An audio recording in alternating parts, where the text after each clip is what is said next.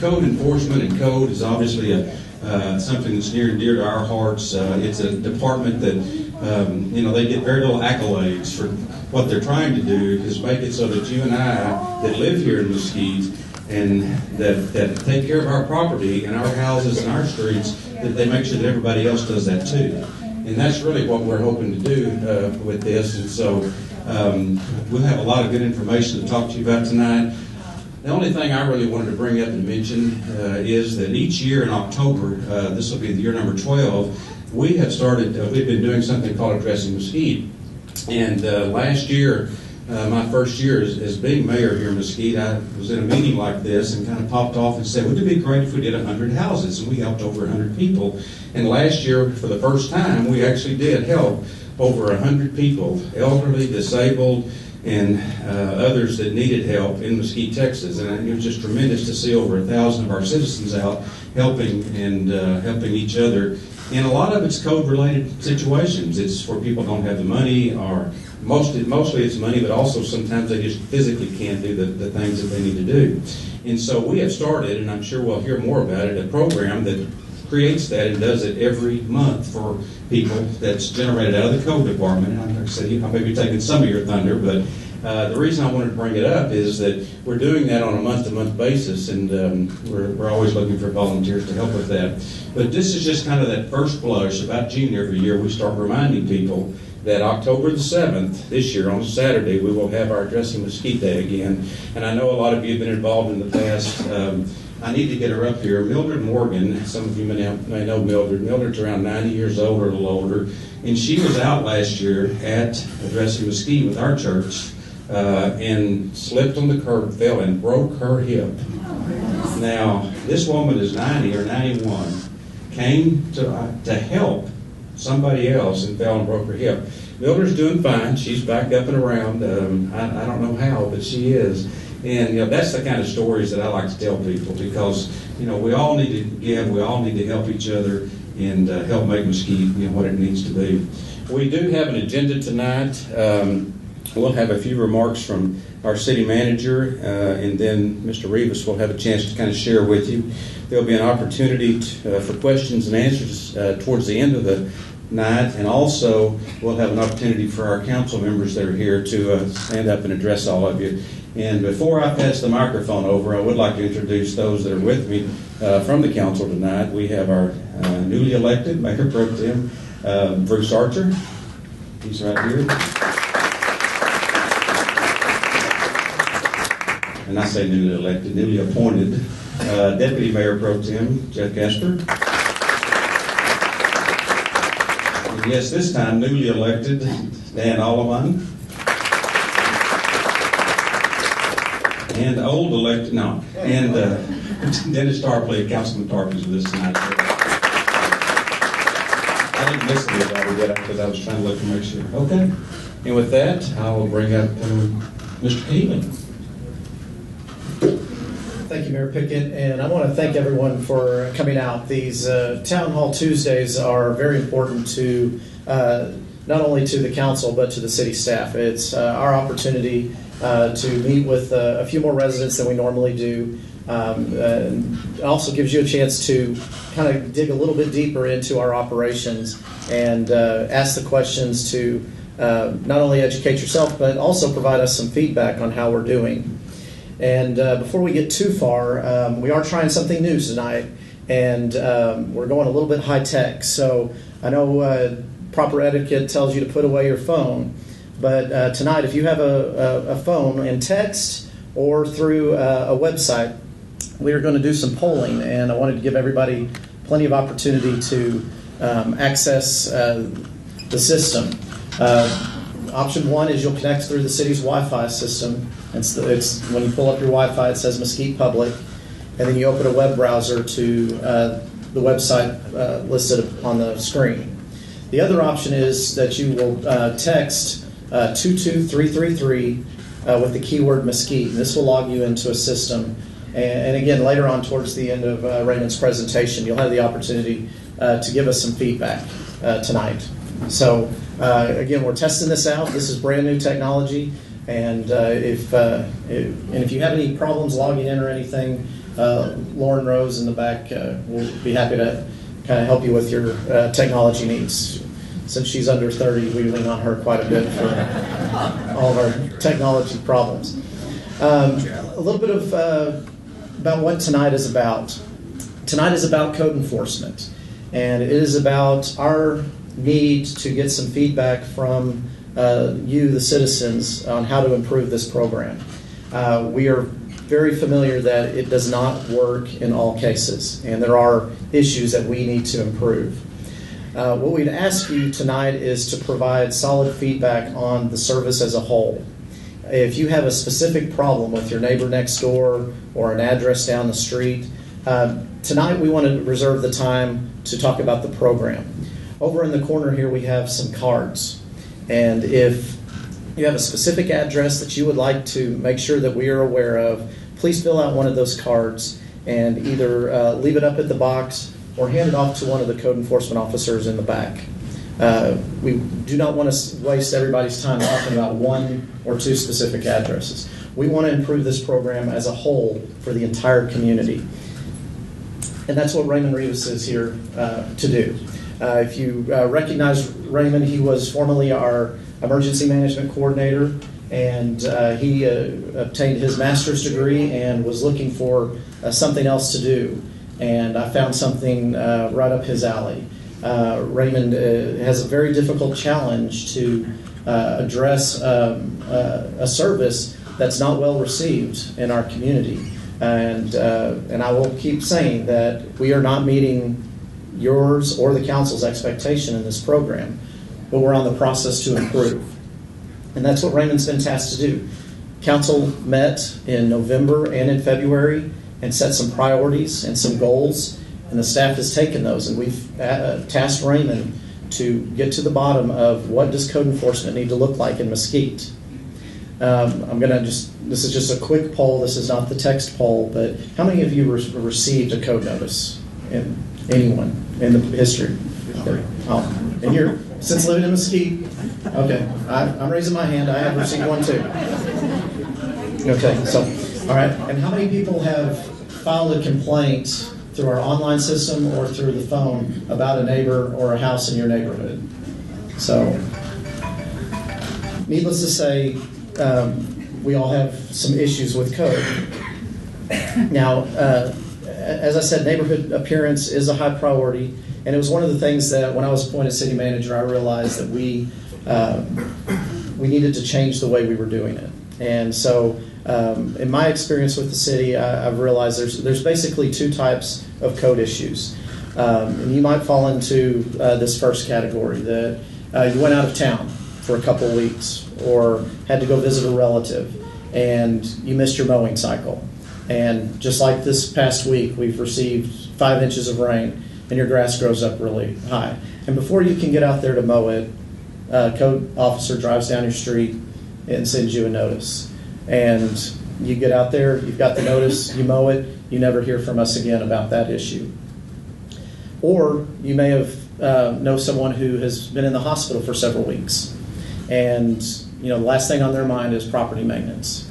So while they're in the hospital or at home trying to heal up, their yard grows up or their limbs overhang the street, and they get a notice, and they call, and we give them a little bit more time.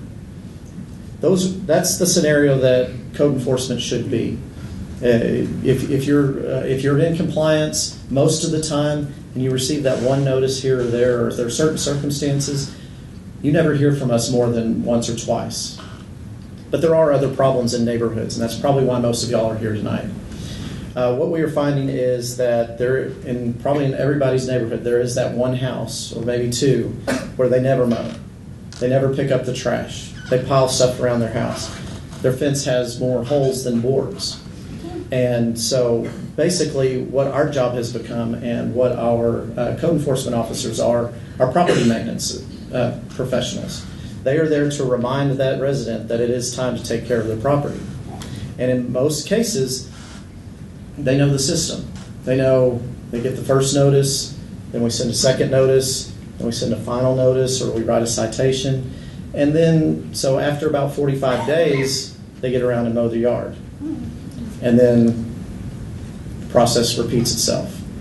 And so that is the areas where we need the most feedback on, and that's what I've told Raymond, is we need to figure out a way to address those types of properties. The people who are not maintaining their property, the people who just don't care.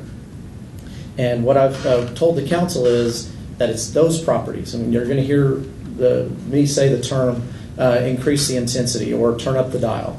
And it's not the people, it's not the person who's sick, it's not the person who is on vacation. It is the person that we are spending a majority of our code enforcement time addressing their problems. We spend probably 90% of our time chasing down and maintaining other people's property. The rest of the time, we're sending gentle reminders to people like you.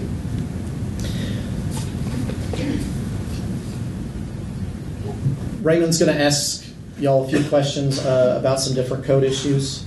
I really hope that you can provide some good, honest feedback about what you're seeing in your neighborhood, what we can do to turn up the intensity. If you are okay with us turning it up on properties like that, let us know. If you think we've been too harsh in the past, let us know that as well. We don't intend to be harsh, but different circumstances, different things, we tend to come across as pretty strong. And I will say that our code enforcement officers are all trained, they're all registered, but sometimes they may not come across as overly friendly. This new group, I think, we've really worked to bring up and train a staff that is focused on customer service. So hopefully you haven't had a recent experience where you've run into somebody who wasn't very nice. But sometimes they do have to get mean and get tough just to make sure that we address that problem house in your neighborhood. So again, a quick reminder, has anybody had trouble logging in, or is everybody ready to do the polls? Okay. If you do have a specific address, please use the cards. And we'll get to your questions here shortly. If you have anything that's not code related, if you've got something that park, streets and all of that, Lauren Rose and I will be happy to help answer those after the meeting as well. So if you've got any of those issues, but around the back of the room, you'll see our code enforcement officers. Feel free to go talk to them tonight as well. Get to know them, because they are the boots on the ground. They are the ones that are responsible for keeping up our neighborhoods, and they have a big challenge ahead of them. We've got to get tough, and we've got to get moving. So I'd like to introduce Raymond Rivas, our Director of Neighborhood Services. Thank you.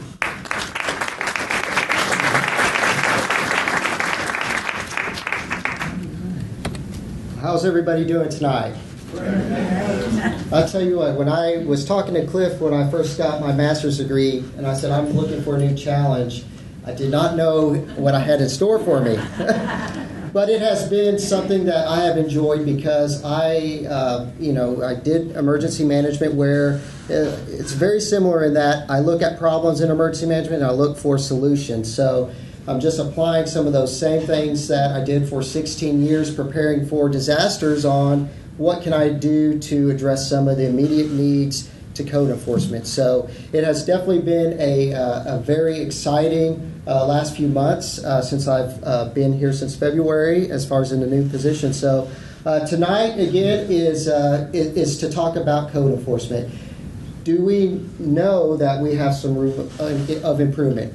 I'm going to stand up here in front of everybody and say, yes, we know that we need to improve things. So tonight, I'm really excited about being in front of you all and being able to answer questions, as well as kind of provide some overview of what our program looks like today and some of the changes that we have in store here in the near future. At the end of the presentation, I'm going to ask my code officers that are here tonight to kind of raise your hand. They're in the back standing if everybody wants to take note of them.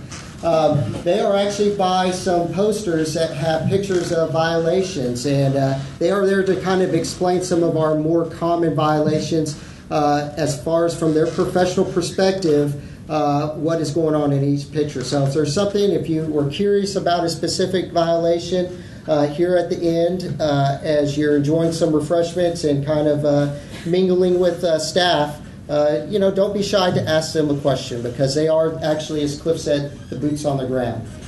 Our elected officials have gotten together twice to look at overall strategies for the city, as Cliff mentioned.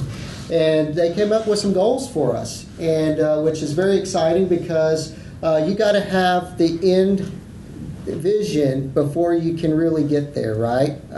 Going back to some 7 habits of highly effective people, you got to have that end goal in mind. So with that, their number 2 priority was neighborhood appearance and condition. And some of their top priorities, I'm not going to read it verbatim, but they want to address some of the common issues that we see in our community. And also they want to prioritize what we're doing as far as code enforcement goes. So that might entail resources that our department has, as well as some of the ordinances that we have in place. And some of the questions that we'll ask in a little bit, I'm very curious to see some of your responses, because that will tell us where we need to focus some of our efforts. So, first of all, let me thank you all for being here tonight to be a part of this process as well. So some of the actions that we've taken so far as addressing some of the council's objectives. Cliff, our city manager, once he was appointed, was listening. He created the Department of Neighborhood Services and also created my position. So what did that do? That makes our department a lot more flexible, in that our chain of command, if you will, is a lot smaller. So to actually get things done is a lot easier for us to do. So it gives us also a little bit of a more visible to council and to you all. It gives you some little bit better accessibility to us as well. So definitely those creating a department and creating a position just solely focused on how can we improve the community. I am of the type that I don't like trying the same things over and over again and getting the same results. I like to try new things. So my first few months have been looking at what our code officers have been doing and looking at policies and some procedures that we can do internally to streamline the process. So again, try to get a good feel of what we're doing today so that we can make some well-educated and informed decisions moving forward.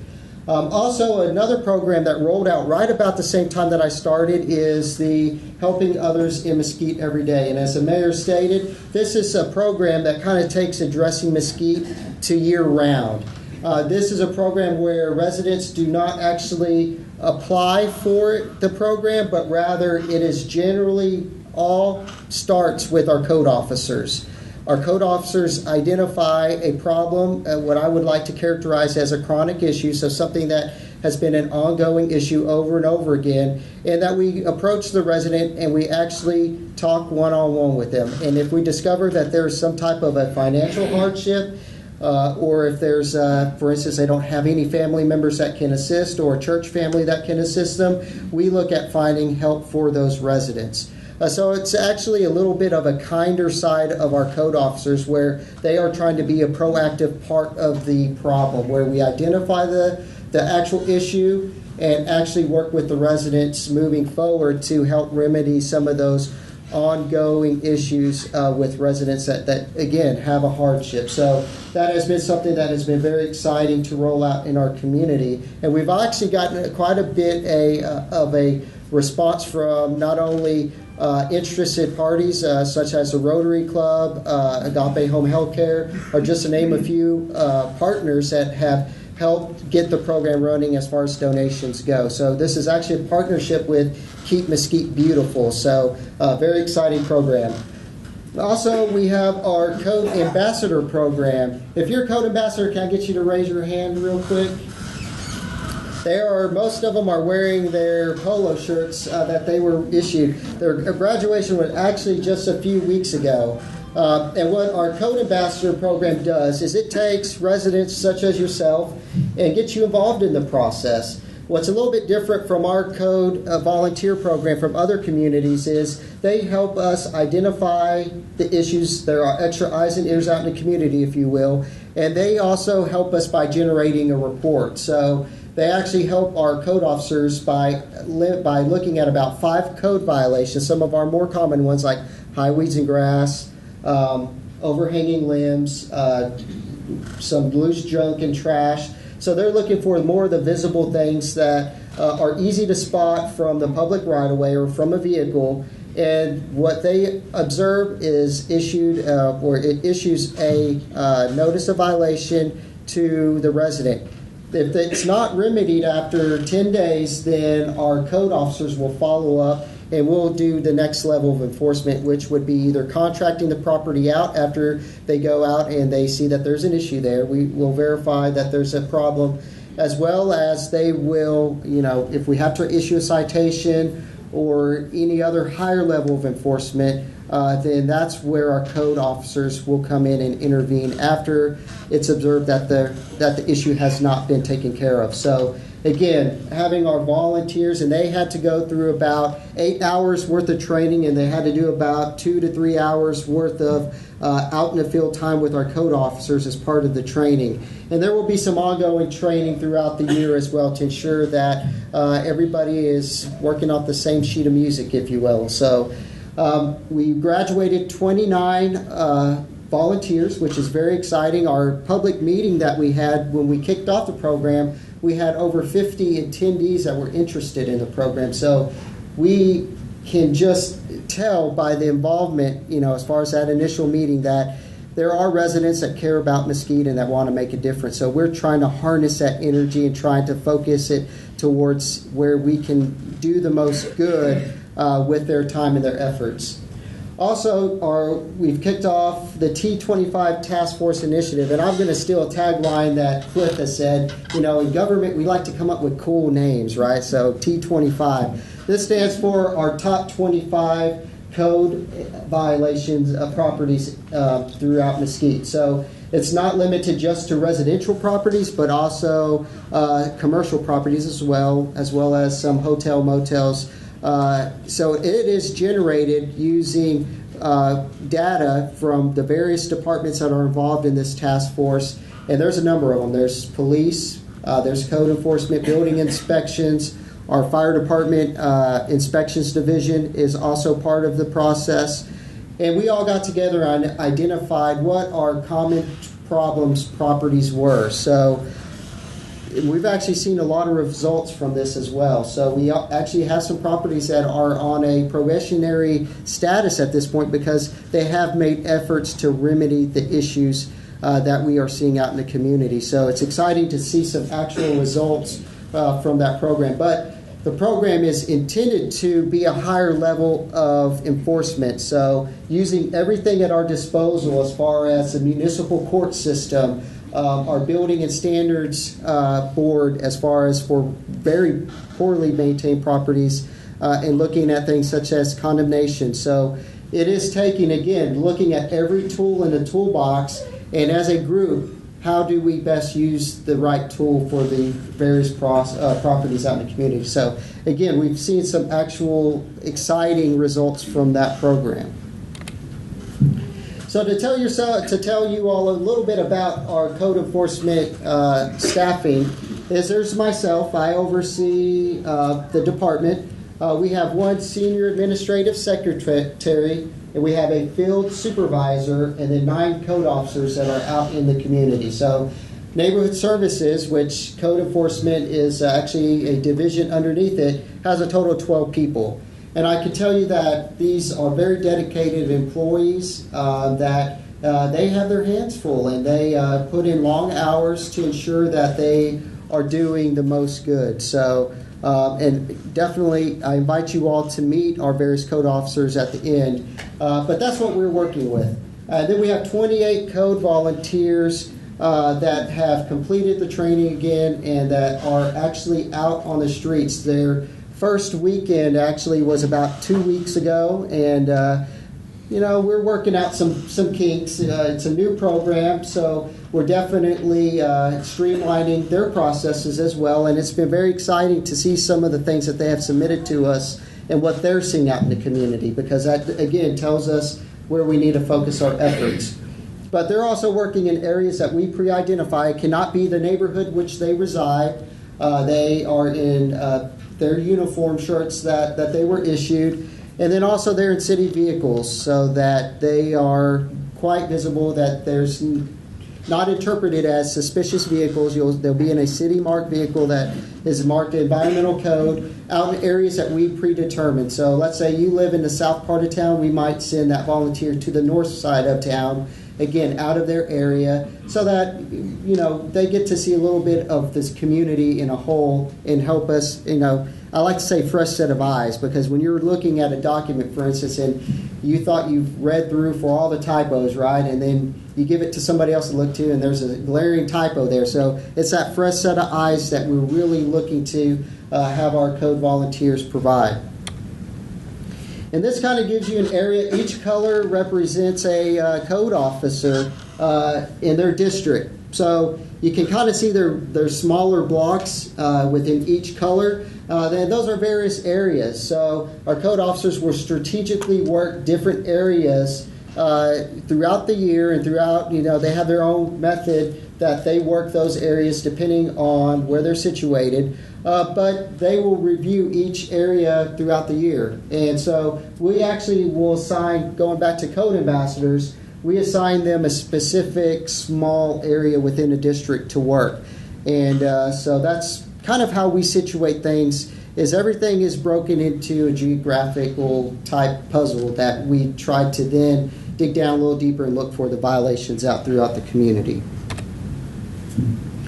So how to report a code violation, and I saw a lot of hands go up as far as people that have reported code violations, and that's exciting to see, because again, we can't be everywhere at once. So definitely, if you see a violation, report it. The police department, I'm going to steal a phrase that they have as far as identifying something that looks suspicious. If you see something, say something, because we have, again, going back to the numbers, we have 9 code officers. We cannot be everywhere at once. So if you see something and you report it to us, we will follow up with it, and we will look at what the complaint is, and we will follow up as far as going through the various levels of enforcement throughout the community. The best way is actually through the online system, and I put mobile friendly because if you pull it up, this web address from your smartphone, it's actually a very easy way to report a violation. You'll need to know, there's a little caveat, you'll need to know the address of where the violation is occurring. So if you have the address, it's very simple. It'll have check boxes that you check off what the violations are. If you want to be contacted, you leave your contact information. If you rather remain anonymous, there's an option for there as well. But again, provide that feedback to us. Also, there's a 24-hour code violation hotline, which you can it's a voicemail type system where you leave us the address and what you're observing, and then we will, again, type it into our system and initiate a code officer to investigate. So again, provide as much information as you can when you're leaving a message, and if you're seeing various violations, please leave all the various violations that you're seeing in that message. So that is another way. And also, we have staff, and we're actually not in this building. We're at the Municipal Center down the street at 1515. But if you have pictures or want to chat with one of our code officers, we definitely have folks that walk up and engage us in person. And we definitely want to encourage, we want to be as accessible as we can to every resident. So these are the best methods as far as reporting a code violation that exists right now.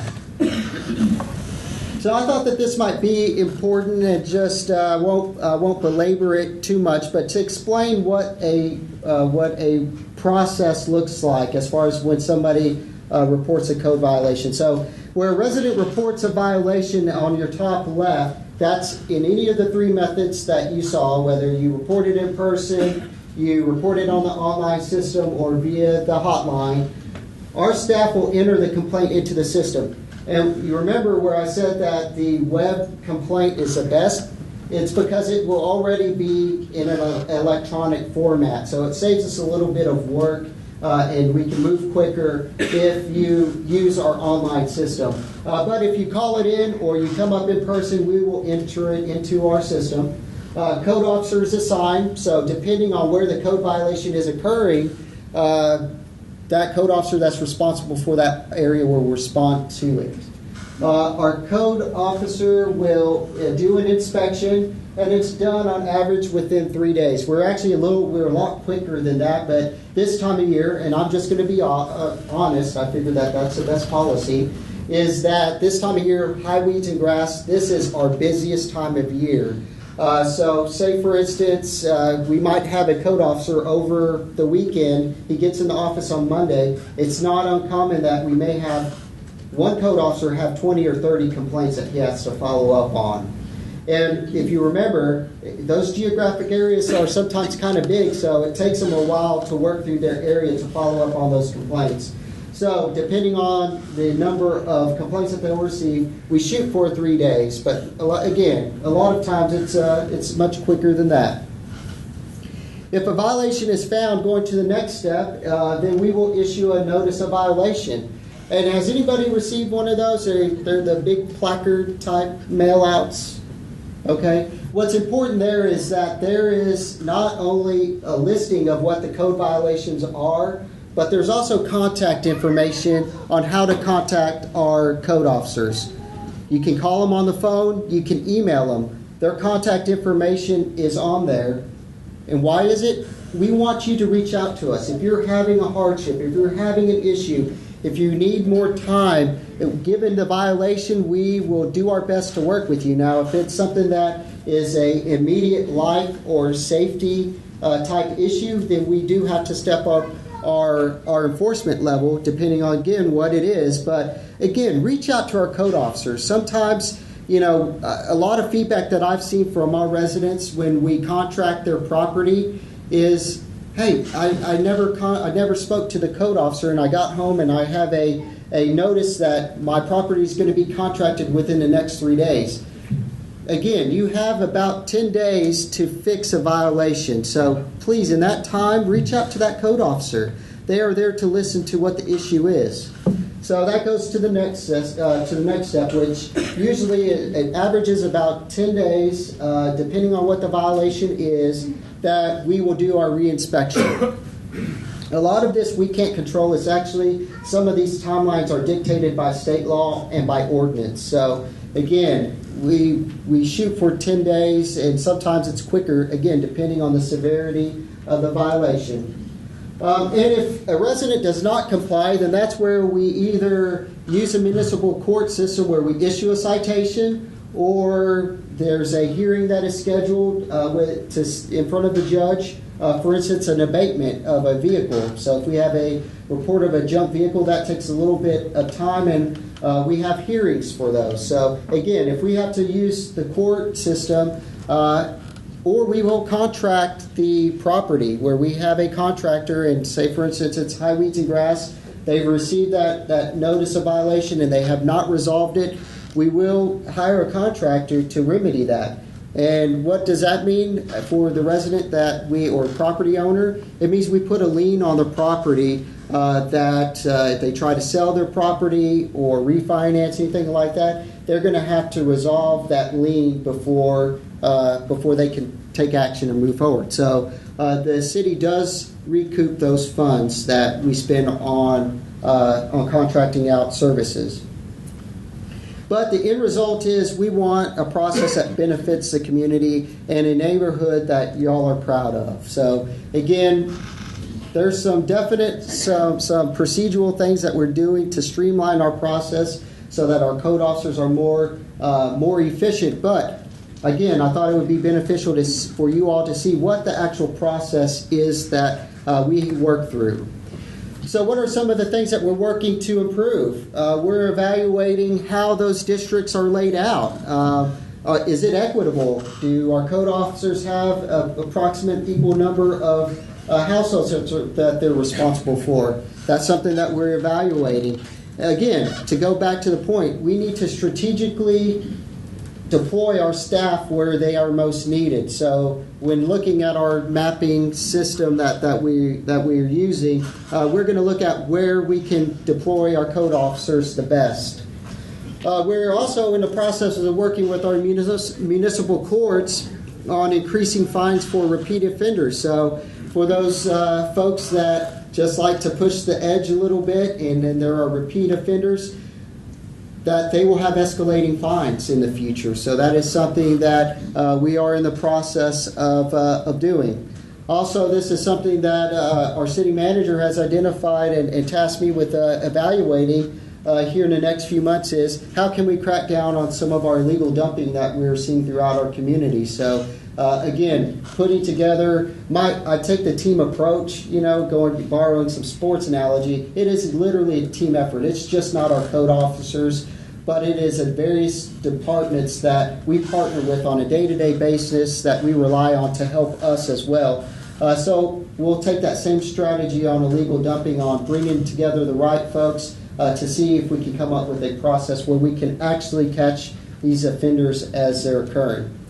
And we are also in the process of updating our software system. So why did I want to mention this? Our current system, I think, is about as old as I am. So definitely technology has evolved, and we are trying to catch up to technology and use it to our benefit. Technology isn't always the solve-all, but it definitely helps our jobs be a lot easier, leveraging some of the advances that we've seen in the last 20, 30 years.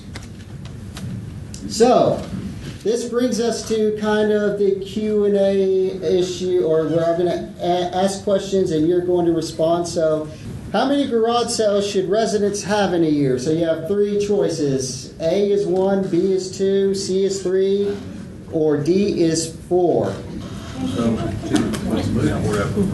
So this is live. So based on what y'all respond, these numbers will actually move and change. So again, how many garage sales should residents have in a year?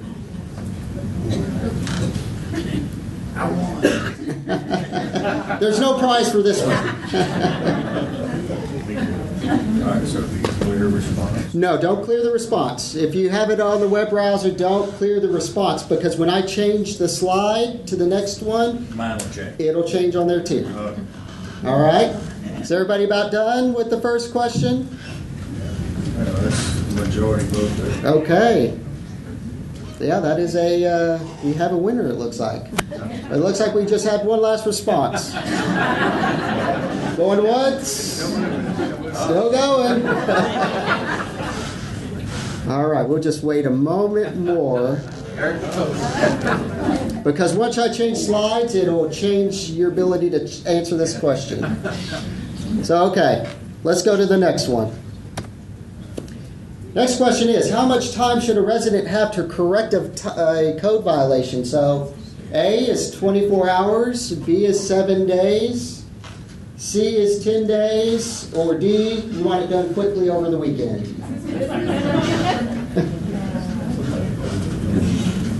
Local days or business days? This is a calendar days. This is not business days. So 7 days being a week, approximately a week, and then 10 days, a week and 3 days. So again, calendar days. And this isn't a quiz. This is what you believe. This is what you want. Okay? Everybody about ready for the next one? All right, let's go to the next one. Which one of these is the biggest parking problem in your neighborhood? So A, junk or inoperable vehicles. B is vehicles parked on grass or dirt. C is vehicles with expired tags or registration. I have two of them. D is commercial vehicles. I can't choose two. Yeah, you can only have one response. What is your... There's no all of the above.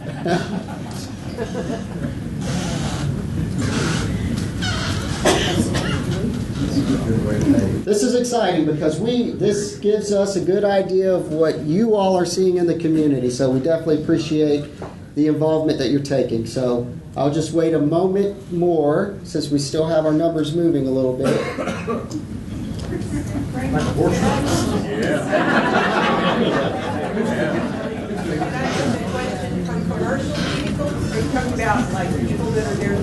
So commercial, that's a good question. Commercial are going to be the oversized vehicles. Like if you have an 18-wheeler or something like that that is in the vehicle. This does not constitute a UPS truck or, if it's an Encore truck that somebody drives home, that's not a commercial vehicle. Commercial is going to be based on weight. It's 1.5 tons for those that didn't know as far as what a violation is. And then oversized, we actually take in the actual dimensions of the vehicle. So that not as straightforward as it sounds. This is like the dot race at the Ranger game. So.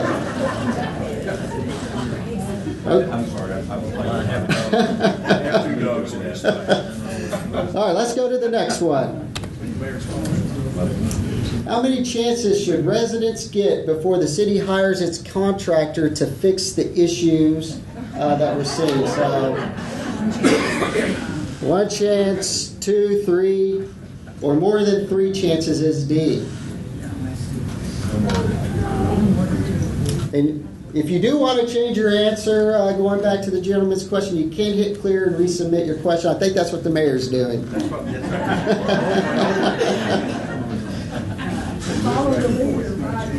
No.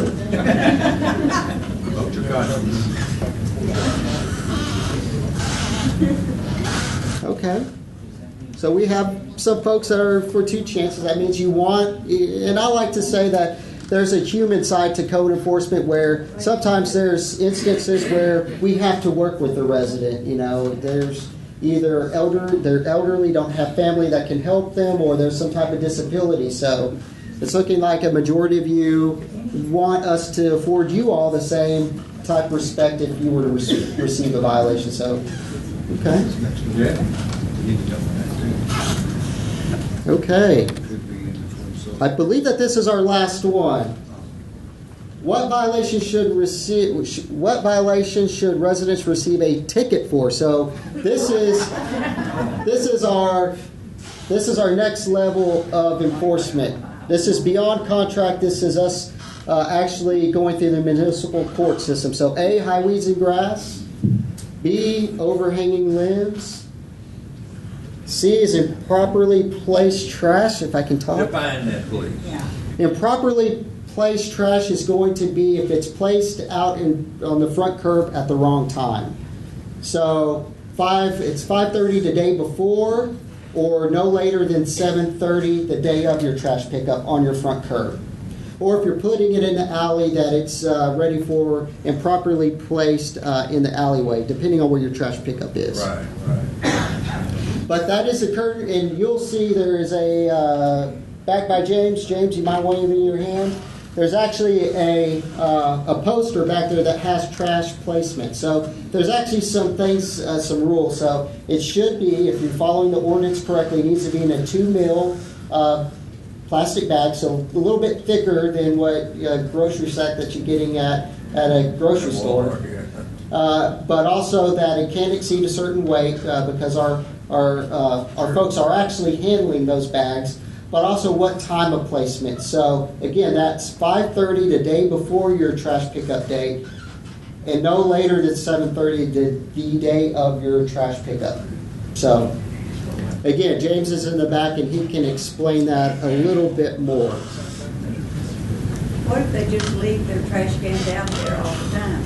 Then that's something that needs to be reported and that we will work through the process as far as following up with that resident. Does the trash can need a liner in it?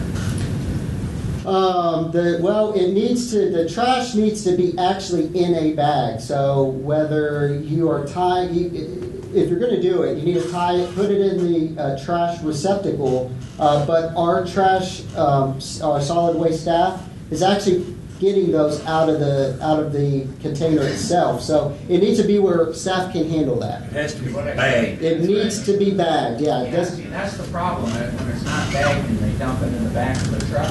Right. It's all over the. So that's where we need to hear, because we actually partner with solid waste on following up with those types of violations. So again, that's a good question. Good question. Yeah. Loose beer bottles and things like that. Recycle bins, the little green recycle bins.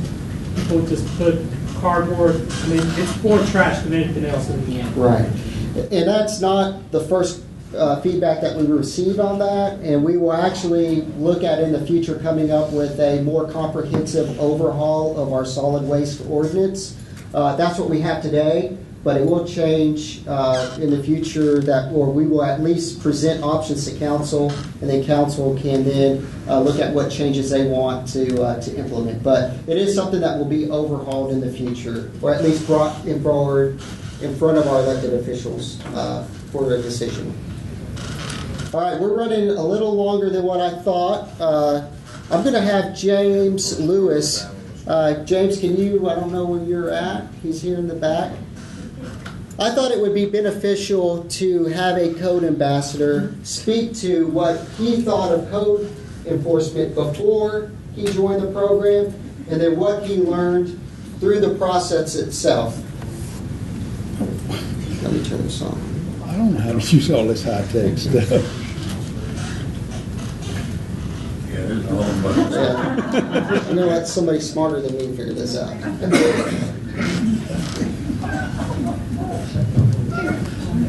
Okay, my name's James Lewis, and I took this ambassador program for two reasons. One is I wanted to know myself, education. And I want to thank a lot of people. I don't have that time, but Raymond and Melissa, they've been a great help, and I know there's a lot of work involved in this program. I went on the ride out with Ms. Fuentes, and it took me about 10 minutes to realize that code enforcement is understaffed. And I want to thank all the people that took this volunteer program and graduated, because they, bottom line, care. And those are the two reasons that I have taken this program, because I care, and also I want to know and be educated on the codes. So I'll turn this over. If anyone has any questions on the ambassador program, I will try to answer them, or Mr. Rivas will. Good deal.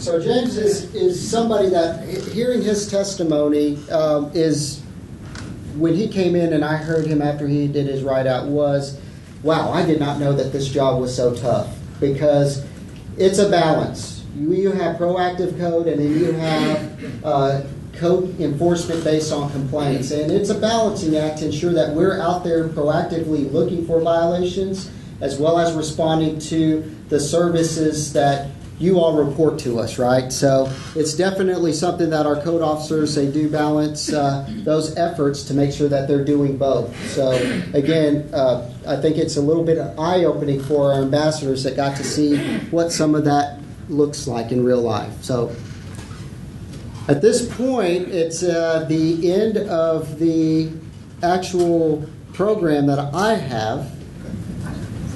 Any questions?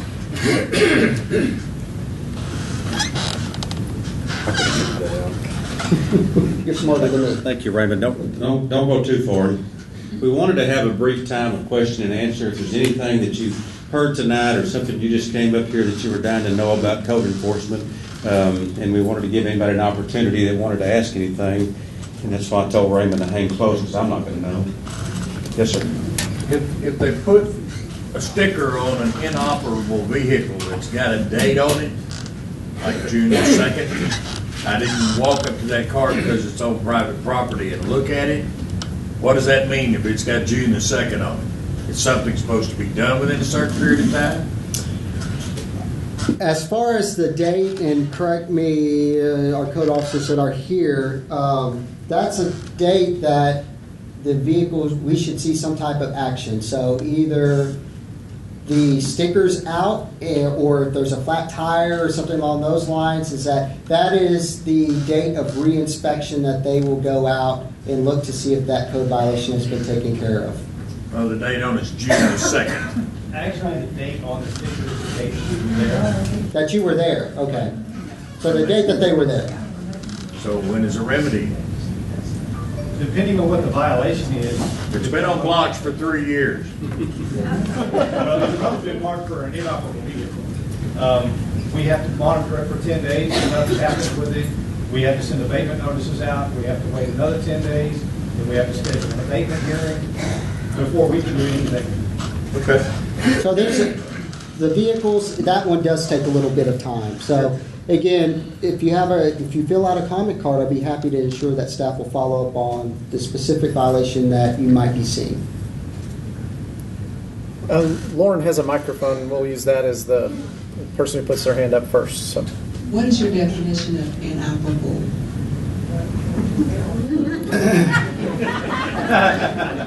No inspection sticker. No valid inspection. No valid registration is dismantled or inoperable. It is missing parts. Dismantled in any way, is wrecked. No valid inspection sticker, no valid registration. So it's not an easy question to answer because it can be a number of things, like a vehicle's, it doesn't look like it's ran in a while. There's fluid, underneath the car, it's on blocks, et cetera. It can be a number of different things. The alley behind my house was rebuilt and a drain was put in when the street was widened behind my house. And when they put in the drain, they tipped it backwards so that the water just stands in a pool behind my driveway. How would I report something like that? I'm assuming that that's a city problem and not my own personal problem. If you will fill out a card and hand it to me directly, we'll get that to the right department. That's a mess up on our street department. Don't want a breeding ground for Zika. Absolutely. Right. And that one, we'll get the right department involved, as Cliff said, if you fill out a comment card. As a code ambassador, I wanted to point out one thing about the inoperable vehicles. One, if they're in the yard, in other words, the property owner's yard, they fall under code compliance. If they're in the street, we call the police department on it. So there is a fine line there as to who you've got to advise of the situation. If it's in the street, police department. If it's on the property owner. Mm-hmm. Thank you. That is a good point.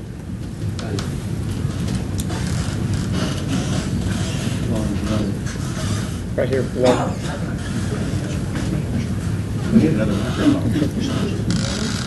I have two questions. My first question is the T25 initiative. Are those properties or residences or neighborhoods listed online anywhere, or is that public information? It is very much public information, and you can actually view that online. So if you actually go to our website, it actually has a really good search engine on it. So just search for T25, and it should pull it up.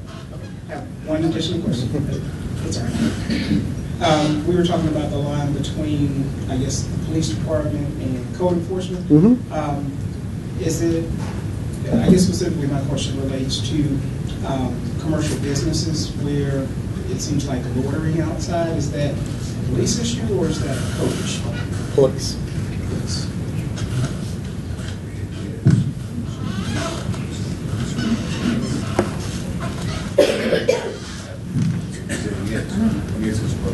What I'd like to ask is, what are the standards of the advertisement that a lot of businesses I notice have temporary banners instead of permanent signs, which I thought was a requirement, which have been up for several years. And also, several times I've seen, especially right out here, there's a big truck that has the advertisement of some doctor right here behind the Taco whatever thing in Kroger parking lot that's been sitting there for I don't know how long, and right across from City Hall, and nobody notices it.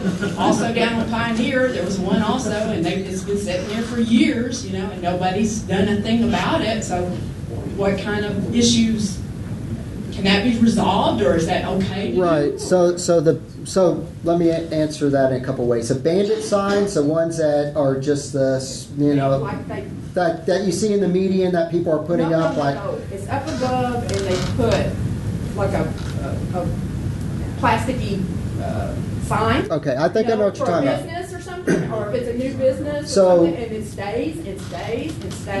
So those are actually, you have to file a permit with our building inspections department, and they are regulated on what hours those can be put out. So they're not supposed to be out there every day during the week, but there are, again, part of the permit, it specifies what hours they can have those out. So well, this isn't a put up and take down. It's like their advertisement on the side of their building, in the front of their building, some of these restaurants or anything. Because my understanding was that you had to have a permanent sign if you're in business to stay.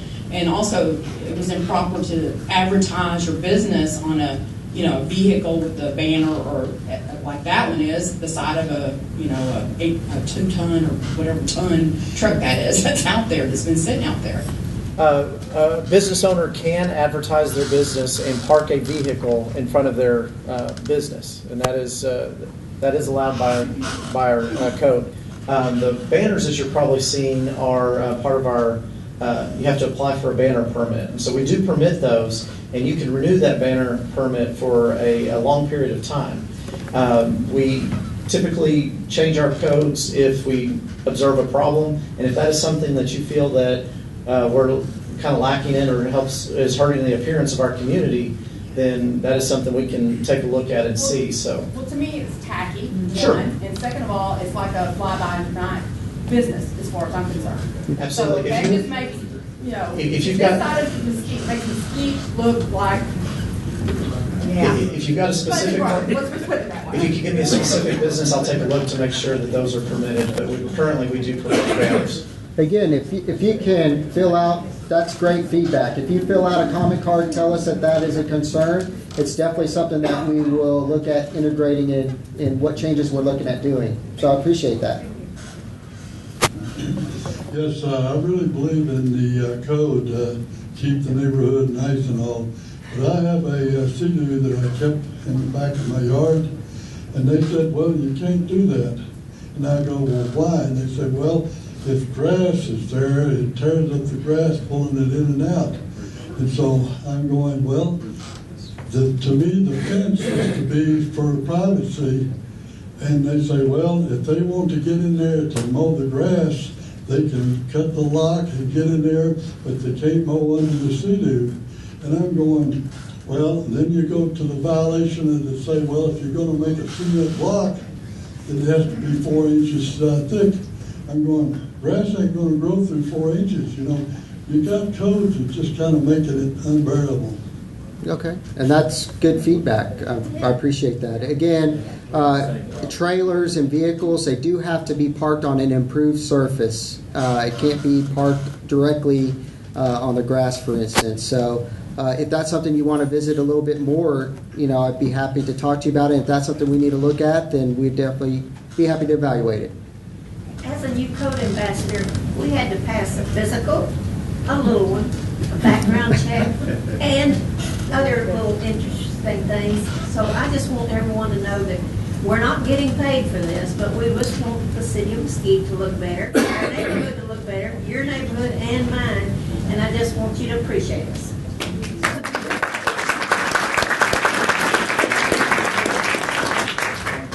Experience.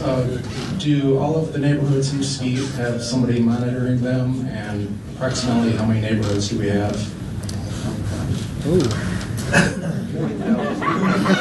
Second one's a good question. We don't know that exact answer. We do have close to 40,000 single-family units in town, so if that helps you gauge size, and I'll let Raymond talk about the coverage. Yeah, Lauren actually has a map in her office that has all the various neighborhood, groups that we have in the community, and I was shocked because I did not know that we had that many. It's quite impressive. But to answer your question, each code officer is assigned an area, so every neighborhood within their area, it is being monitored by our code officer. So it's being inspected on various intervals as far as looking for those proactive code violations and responding to complaints. So yes, there's a code officer for every address in the community. It's a good question. Up front here. Oh. Yes, sir. I have paperwork from the state of Texas about litter. Well, I've discussed the issue of the Spanish newspaper. They throw it out, and it sits there forever. I've been told they have lawyers. Well, to me, the city of Mesquite needs to get the state of Texas and say, if that newspaper stays in that street more than 3 days, that person don't want it. Mm-hmm. Y'all gonna have to get with the state of Texas to cure this problem? Hey, you're not the first one since I've started that has brought that up, and we're looking at ways that we can communicate with those newspaper companies on stopping those distributions, and also it's also the responsibility of the property owner to maintain their property. So if it's 100%, but I'm just saying that constantly I have newspapers thrown all over the street, trash everywhere. I've been in my house 43 years, and the trash in Mesquite is worse than it's ever been. Sure. Okay. Well, it's my job to look for ways that we can make that better. If you can fill out a card and give us your contact information, I'd be happy to look into that some more. Over here first.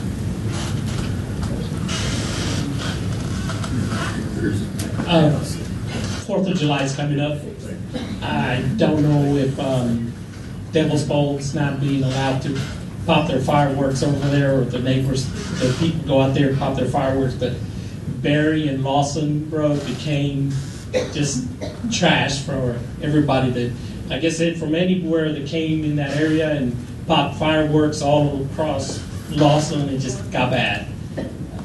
Can that be fixed for this year? I'm sure if y'all put a police officer out there, probably be more than enough, but probably needs to be. Yeah, if you, again, fill out, that's a good concern. It is illegal to pop fireworks within city limits, so we can definitely work with the right agencies to address that. Unfortunately, the Devil's Bowl is in unincorporated Dallas County. That is not in the city of Mesquite, so we are limited on what we can do outside of our city limits. That's a little island there. Is it still illegal in the county? You can't contact the county. But in the past years, I guess they were allowed to pop fireworks in there, which contained it. So yeah, we'll check into that with Dallas County to see if there's something we can do. But it was. Yes, I brought that up 2 years ago now at the city council thing about the outrageous amount of fireworks that go off in the city, and now the guns. And I spoke to the fire chief guy that was there, and one of the police officers and somebody else, and the same thing. All I was told was call 911. Well, how do you point them in the direction you need to point them in? One of the best things we can do is try to educate residents on not doing that, and we do try to do that every year. And that was my resolution. I offered that needs to be a little bit more advertised, like on the radio station that's here, or whatever else, the new next door thing, whatever, the schools. Let them know, that this is illegal to do. These children. It's a great idea. Do we have any questions over here? Did we miss anybody?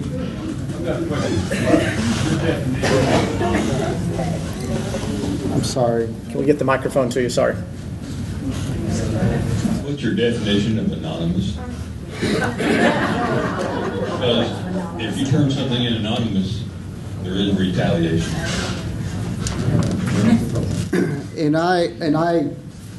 You're not the first person that's brought that up, but our code officers are licensed by the state and they are officers of the court. We do not disclose information as far as complaints go. We do not disclose that to the complainant, nor do we really discuss where the complaint originated from. I've heard that before, but I can tell you that our code officers do not go out and identify or tell folks who made the complaint. It is something that if you have a specific instance where you feel like, that breach of trust occurred where a code officer might have done that, then that's something I need to hear about. But it is something that, again, our code officers are officers of the court and they do not disclose that information. But I'll be happy to look into it if it is something that you feel is occurring. Gotcha. But isn't that if it goes to court or there's a problem, then your name can be pulled up? If you sign an affidavit, now if we are not able to witness the actual violation and you as a resident, it's reached in a point where you want to sign an affidavit, then that does become public record. But again, that's not an everyday occurrence, and we do use the affidavit process in the city on other things such as our animal services. Our control officers use the affidavit process quite a bit if a resident is willing to fill that out. But again, that's not every occurrence. That's another whole meeting, animal control and all. My question is, we live on a cul-de-sac. And we've lived there for 30 years. We didn't, but our neighbor got a notice that we have to parallel park in that cul-de-sac. Well, you can park 2 cars in that cul-de-sac. We've been parking in that cul-de-sac and head-in parking for the last 40 years around there. And now it is a total disaster to park parallel in a cul-de-sac because the cars are sticking out in the street further than they were before because they're just parking every which way out there. So I don't know what the code is, but that's great feedback. That actually falls under the jurisdiction of our police department. Again, code enforcement does not have jurisdiction on the roadway. If the vehicle was parked on the private property, then that's where it's a code enforcement issue. But we'd be happy to take that information and discuss it with our law enforcement partners. Donna, if you'll give me that a copy of that notice, we'll try to track down. Oh, okay. I don't have it. My neighbor got it, and he gave it to me, and so. Okay, if you can track that one down, that's unusual for us. Yeah. So how does the mailman deliver if you're parked in front of the mailbox?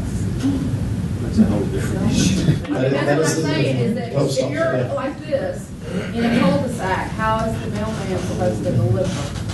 He does. Yeah. Are there any other questions? Well, at this point, I want to. I'm sorry, Mr. Williams. Did you raised your hand a second ago? Did you have a question? Did you have? Oh, I've got one more back here, and this will be our last question. I would like to ask why we can't get some kind of code enforcement at night, especially with illegal parking. Is code enforcement only 8 to 5?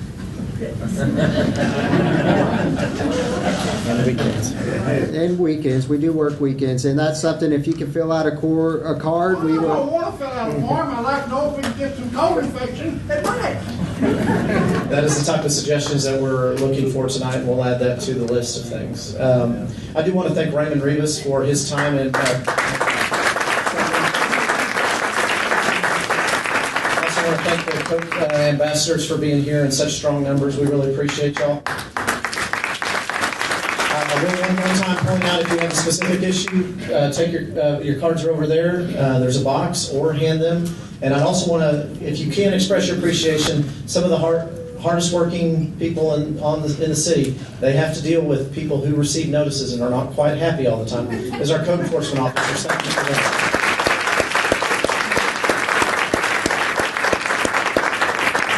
And now I'd like to invite the council to address y'all if you have any comments. Thanks, Cliff. Thanks, Raymond.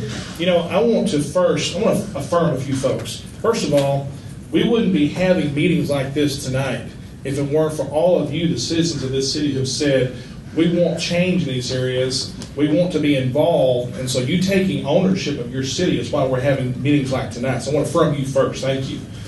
I want to affirm our code ambassadors. Thank you for taking the time to be a part of this process, and our code enforcement staff, because it is a hard job. Now, I want to say that I know the frustrations that some of you feel. I feel them too. I spend a lot of time in neighborhoods. Our staff, some of them have probably gotten some extra gray hair because of the emails I send in. Bless their hearts. God bless you, Cliff. Love you. But I also know, as frustrated as I get sometimes, we're a big city. There's a lot of territory to cover, and I've spent hours writing with our code officers, and they'll go out to address some complaints and find 10 more issues on the same street. So it is hard. So we have to empathize and understand. I want to keep having conversations about how we get better at these things. Like Mr. Keegan said, we're not quite there yet, but we're making efforts. We're making progress. I want to have conversations about how folks who've gotten multiple tickets figure out how to never have to deal with that. So I want to keep talking to our legal department about how we figure out how to deal with those folks who just don't want to play right.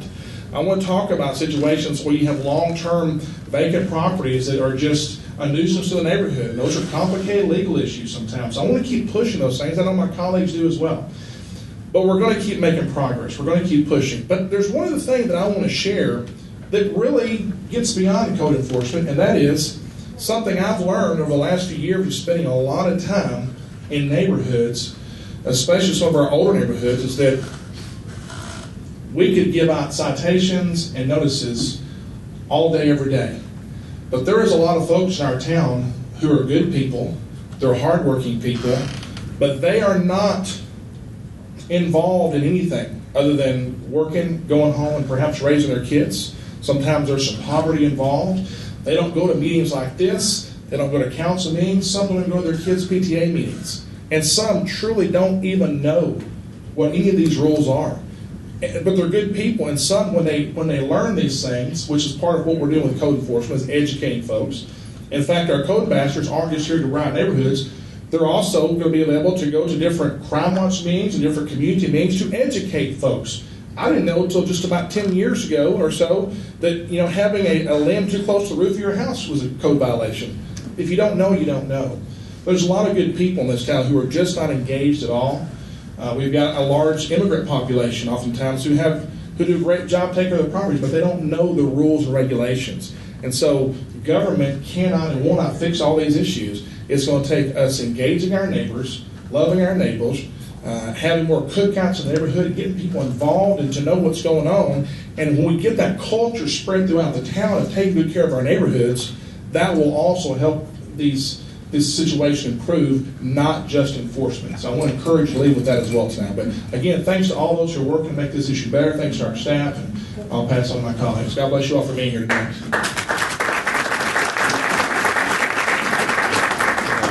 Ditto to everything Bruce said, but I'll just kind of look back in the past year.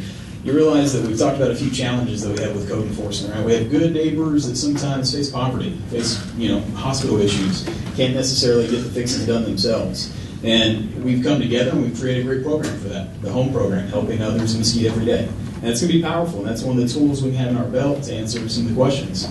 One of the other big issues we have is, like Councilman Archer says, education, right? That folks don't know the rules, and that's what we're doing tonight, having a town hall, live streaming on Facebook, so more and more people can get interested and know what the rules are. And then lastly, one of the big challenges that we've started to address is the problem properties, the one that take up everybody's time, the T25 program.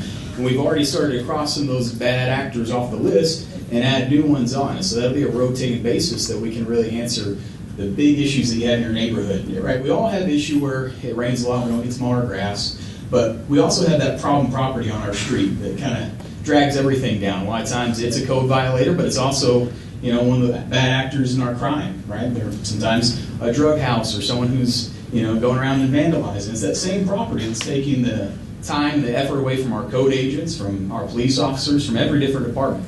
And so I think that's a good program. But we've done all that in the past year.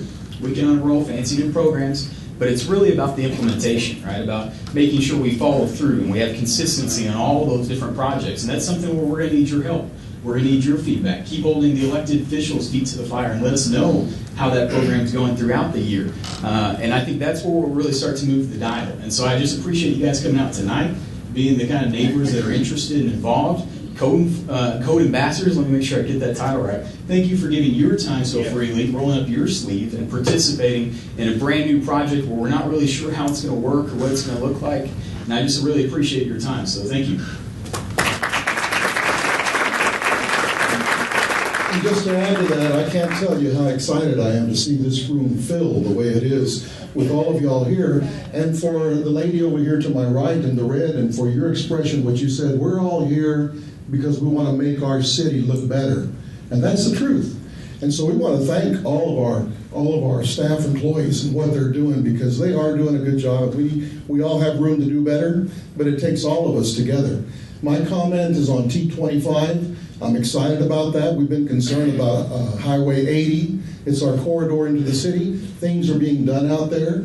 They're going after these hotels that have been out there for such a long time and with these violations, and it's getting done. And I know that the residential areas are tedious areas and there's room for improvement.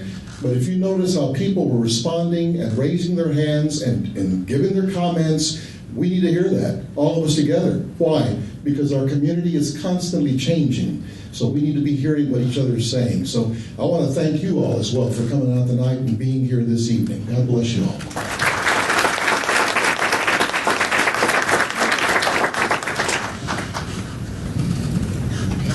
Well, we have a few cookies tonight and a few other things, but there's nothing really for me to add. But as all of the people have said tonight, we appreciate you being here. Personally, I think it's great that our council and our staff are willing to give Town Hall Tuesdays an opportunity to come. So we've got a budget process coming up, Crime Watch in September, November, the 2017 plans, and so 2008, yeah. We're not there yet. We're not there yet. Close. But just the main thing tonight was thank you for being here. Thank you for all that you do for our city, and we just want to keep working and working and working to make Mesquite the best place that I like to say that we can all call home. Thank you.